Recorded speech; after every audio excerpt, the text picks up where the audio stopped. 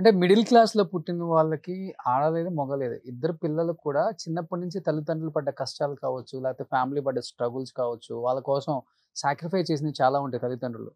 ఒక్కొక్కసారి మొత్తం అమ్మి గూడా చదువులు పెట్టే వాళ్ళని గూడా చూస్తుంటాం. అలా చిన్నప్పటి నుంచి పిల్లలు అర్థం చేసుకునే వాళ్ళ కుటుంబాన్ని గాని, మిమ్మల్ని గాని? తిను అర్థం చేసుకుంటారు బాగా. తను అంతే, తిను అంతే. అర్థం బాగా చేసుకుంటారు అసలు. నా పిల్లలు అస్సలు అబ్బా! దాంట్లో మాత్రం ఫస్ట్ ఉంటారు. అందరూ అనేవాళ్ళు, ఆడపిల్లలు ఉన్నారు, ఎట్లా చేస్తారు, ఏం చేస్తారు అని. సరే ఆడపిల్లలే గానీ నాకు ఇంకా రిలేటివ్ ఉంటారు కదా!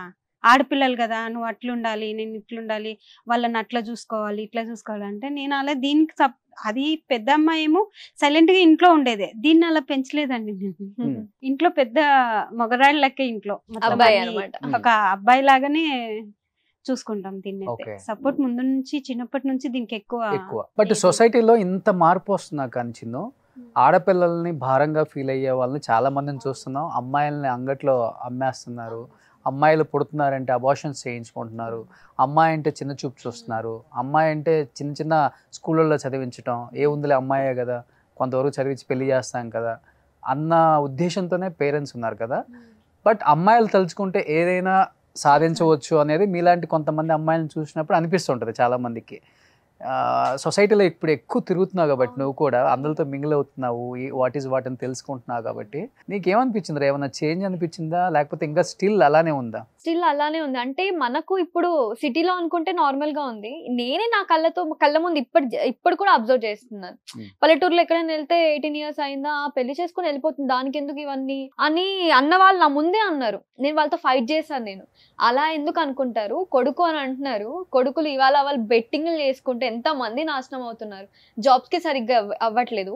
వర్క్ 10,000 మనీ వస్తే 5,000 ఇంటికి వచ్చి ఇంకా 5,000 వాళ్ళు ఏం చేస్తున్నారు అర్థంగా నా కళ్ళ ముందు జరుగుతున్నాయి ఇవన్నీ. సో ఇలా చేసిన వాళ్ళు పోషిస్తారు అనుకున్నా ఏం పోషించరు. ఆడపిల్ల అనుకో, నా అమ్మ నా నాన్న అనుకొని ఎక్కడ ఉన్నా సరే మాది అని అంటది. అత్తారింటికి వెళ్ళినా కూడా ఫైట్ చేస్తది అందరితో, అత్తయ్యతో, మామయ్యతో, హస్బెండ్ తో కూడా ఫైట్ చేస్తది. మా అమ్మ దగ్గరికి వెళ్ళాలి, మా అమ్మని చూడాలి అన్నది. కానీ అబ్బాయిలకి అలా ఉండదు. అమ్మాయి వచ్చినా పక్క మారిపోతాడు.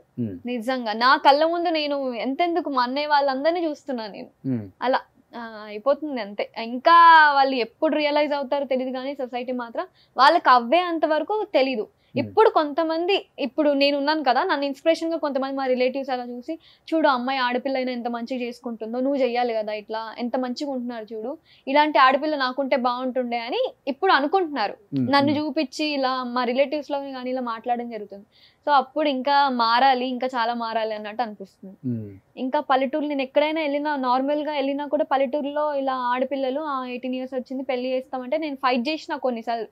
అలా ఎందుకు అంటున్నారు మీరు, పెళ్లి చేసి పంపించేస్తారా, అసలు ఎట్లా అనుకుంటారు, మీ ఆడపిల్లనే కదా, మీ కడుపులో పుట్టింది కదా, అంత అబ్బాయికి ఒక రకంగా అమ్మాయికి ఒక రకంగా ఎందుకు చూస్తున్నారు అని చాలా ఫైట్ చేశాను నేను.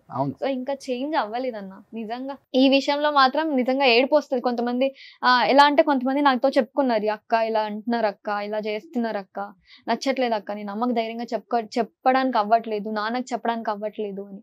ఫాదర్స్ ఎలా అంటే ఒక జెంటిల్ లాగా కొంతమంది ఇలా బిహేవ్ చేస్తున్నారు. కూతురు ఏదైనా మాట్లాడుతుంటే నువ్వు ఆడపిల్ల, నువ్వేం మాట్లాడద్దు, ఇదే అంటున్నారు. ఆడపిల్ల నీకు అసలు ఏం తెలుసు అని అన్నట్టు అంటున్నారు. వాళ్ళు సైలెంట్ గా ఉండి 4 గోడల మధ్య ఉండి అన్ని తెలుసుకుంటున్నారు వాళ్ళు, అందుకే వాళ్ళు మాట్లాడతారు.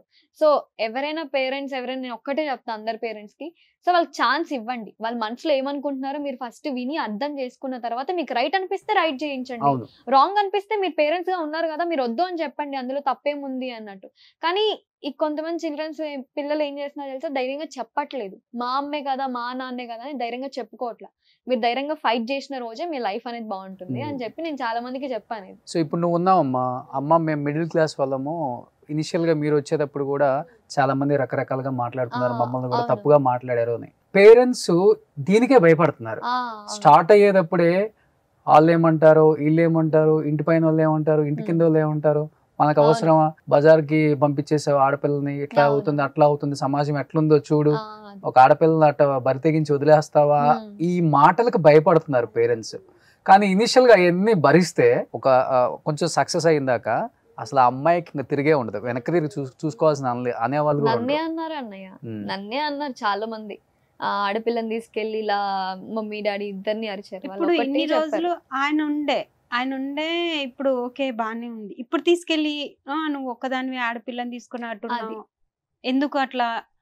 నాన్న ఉన్నప్పుడు ఎవరేం మాట్లాడలేదు ఈ విషయాల గురించి. ఇప్పుడు నాన్న లేరు, ఇద్దరు ఆడవాళ్ళు ఏం చేస్తున్నారు అక్కడ, ఎందుకు అవసరమా అని ఇప్పుడు మమ్మీ కొంచెం ఆలోచిస్తుంది బయట వాళ్ళు ఏమైనా అంటున్నారేమో. ఎందుకంటే అందరికి బేసిక్ థింగ్ అంటే కొంతమంది మాట పడరు కదా, ఇలా ఏమైనా అంటే నేను తీసుకోలేను, కొంతమంది చాలా ఇంటేక్ తీసుకుంటారు కదా. సో మమ్మీ ఈ మధ్యన నాన్న లేరు కదా ఇట్లా అనుకుంటున్నారమ్మా బయట అది ఇది అని కొంచెం ఆలోచనలు ఎక్కువ పెట్టుకొని ఆమె టెన్షన్ పెట్టుకుంటుంది. అనుకునే వాళ్ళు అనుకునే ఉంటారు, వాళ్ళ గురించి మనం పట్టించుకుంటే మనం లైఫ్ లో ఎదగం, అక్కడే ఆగిపోతాం. వాళ్ళు అనుకుంటారు వీళ్ళని, నేను అదే చెప్పుకుంటూ వస్తున్నా మమ్మీకి. సెన్సిటివ్ టైప్ కొంచెం అంటే ఎవరి దగ్గర ఒక మాట పడొద్దు అన్న థింగ్ మమ్మీ అన్నమాట. సుమన్ టీవీలో మీ పర్సనల్ అండ్ బిజినెస్ ప్రమోషన్స్ కోసం కింది నెంబర్ కి కాంటాక్ట్ చేయండి.